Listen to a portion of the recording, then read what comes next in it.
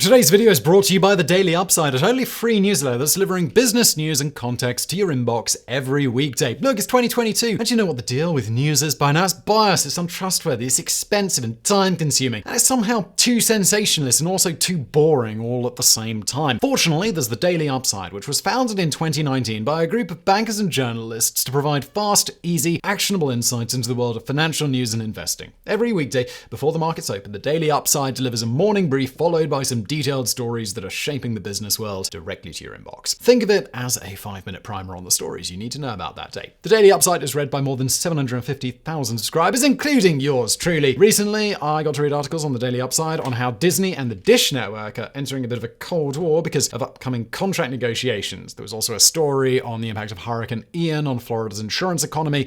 It was also pretty interesting, as well as information on how the American government might fine major Wall Street companies billions of dollars because they use WhatsApp too much. It's all really interesting. It's all worth reading. So, whether you're a financial professional or just looking for a daily boost on market news, you should sign up for The Daily Upside. Just click that link in the description box below and you can get free daily news sent straight to your inbox. And of course, if you don't like it, you can just unsubscribe. Simple, brilliant, love it. And now today's video. The human mind loves a good mystery. It's always impossible to be presented with a puzzle and not want to try and solve it. That's just the way our minds work. And while some mysteries are very simple and some are nearly impossible, others are completely unexpected and unbelievable. Sometimes the solution is even weirder than the mystery itself.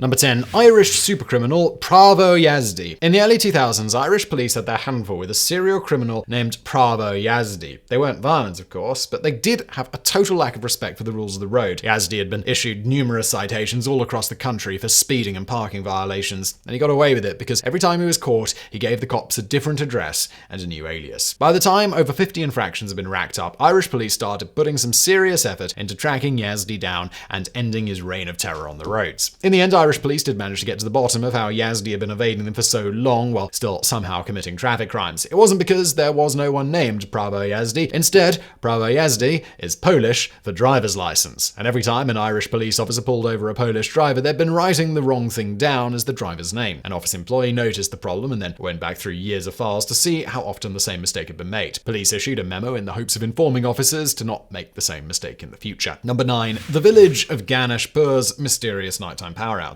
Few things are more annoying than your power going out, but the village of Ganeshpur in India had to endure this on a regular basis. The power would go off for 2 or 3 hours at night. Neighboring towns were fine, and there was never bad weather or anything that you might associate with town-wide power outages, so people began to grow suspicious. What could be causing short and regular power outages? Residents grew suspicious and began to suspect a local electrician of being involved. So the next time the power went out, they tracked the man to a local school where he was secretly hooking up with his girlfriend under the cover of darkness. He'd been routinely cutting off power so they could meet each other without anyone knowing. The townspeople were less than amused and apparently beat the man, then shaved his head and forced him to marry his girlfriend. Number 8. How Deep Blue beat Kasparov at chess. When you're a chess champion, people expect certain things of you, or at least one thing, and that's an ability to win at chess. Garry Kasparov was long considered the best of the best when it came to chess, and when IBM invented a computer that could play chess at an expert level named Deep Blue, there was some definite doubt about whether or not a machine could beat the man considered unbeatable. Kasparov himself said there was no way he could lose,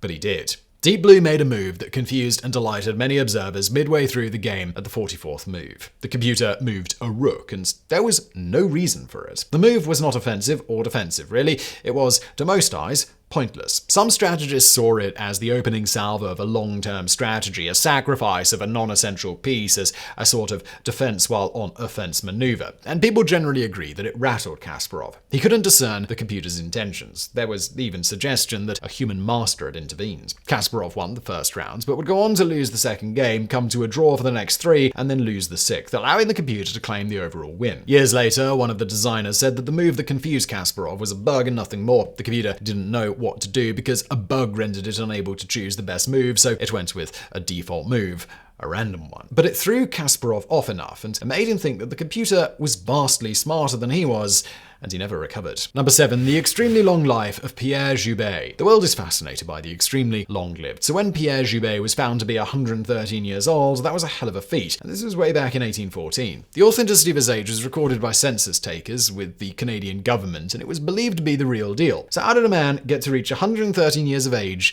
in 1814?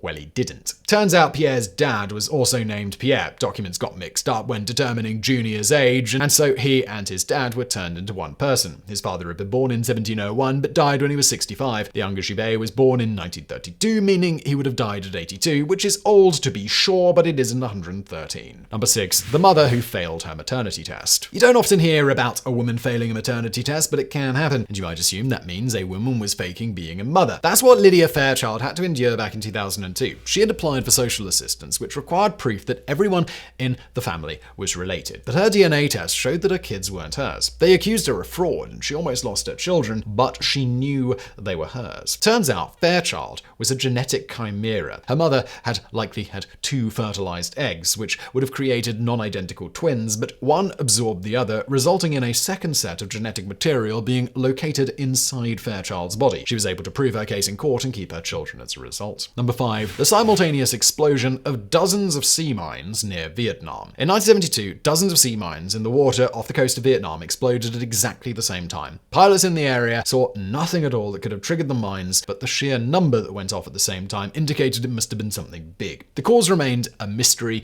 for years. Fast forward to 2018 and scientists came up with an explanation. Those sea mines relied on magnets as part of the triggering mechanism, as magnets would allow them to attach to boat hulls and explode. A suitably powerful solar storm could have interfered with the magnetic triggers, setting them all off simultaneously. Research indicates that there had been heightened sun activity in the days before the explosions, and other countries suffered magnetic interference as well. The military had even suggested a solar storm as the cause before burying their research. Number 4. The mystery tomato of Certsey Island. One of the cool things about a volcanic island is that if you get to investigate a newly formed one, you're literally discovering new land. That's almost impossible to do these days. So when scientists got to a volcanic island in 1969 that had only existed for a few years at that point, you can imagine that there was some excitement there. And that turned to serious confusion when a tomato plant was discovered growing there. A handful of scientists found the plant, which had no business growing there, and called in August Bjarnson, whose job was to monitor plant life on the island to the southeast of Iceland. He arrived and noticed it looked like a tomato, but couldn't have been because the 2-year-old island couldn't have native tomatoes. Bjarnson investigated further, moving rocks to discover the tomato growing out of something soft, which he then poked before realizing what had happened. The scientist on the island had eaten tomatoes at some point, and then on that very spot he had gone to the bathroom. A seed passed undamaged through their digestive tract and managed to grow. Bjarnson had just poked a big pile of poo.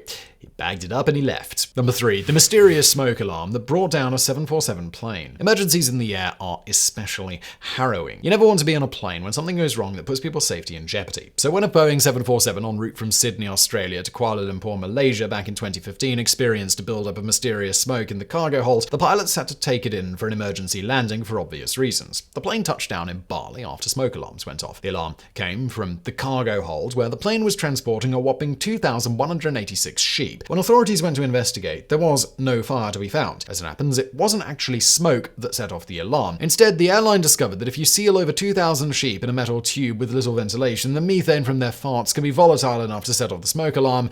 And that's what happened. It took a couple of hours to effectively clear the air and get the plane ready to go once more. Number 2. The blue honey produced by French bees. If you're really into honey, then you know there are a number of different kinds you can buy, from clover honey to buckwheat honey to manuka honey and so on. They're the results of honeybees harvesting nectar from different kinds of plants, and the end result can bring noticeable differences in colour and flavour. But those variations are not usually very dramatic, and the colour differences range from light yellow to deeper yellow to brown. When bees in France started producing blue honey, it was definitely a mystery, as historically that wasn't a thing that bees were known to do. Honey started showing up in 2014 in Alsace, and there were some fears that maybe pesticides or other chemicals were at work. Beekeepers and other researchers had to investigate the area, and they managed to discover the source about 2.5 miles away from where the apiaries were located. A plant that processed waste from a Mars factory, in this case the colourful candy shells of old M&Ms, was being raided by the bees, who were feasting on the candy shells and producing the colourful but totally unsellable honey as a result. Number 1. The too fast tempo of Beethoven's handwritten music. For many years, musical experts and historians puzzled over the tempo of Beethoven's music. The tempo markings on his sheet music didn't really make a lot of sense, and many people ignore them. Nearly half of his 135 original music sheets have a recorded tempo that's so bizarre most people consider it just wrong. How could one of history's greatest musicians have been so adept at composing and writing music, and yet so screwed up his own tempo? After some years of investigating, the answer seems to be that Beethoven didn't mess up his tempo,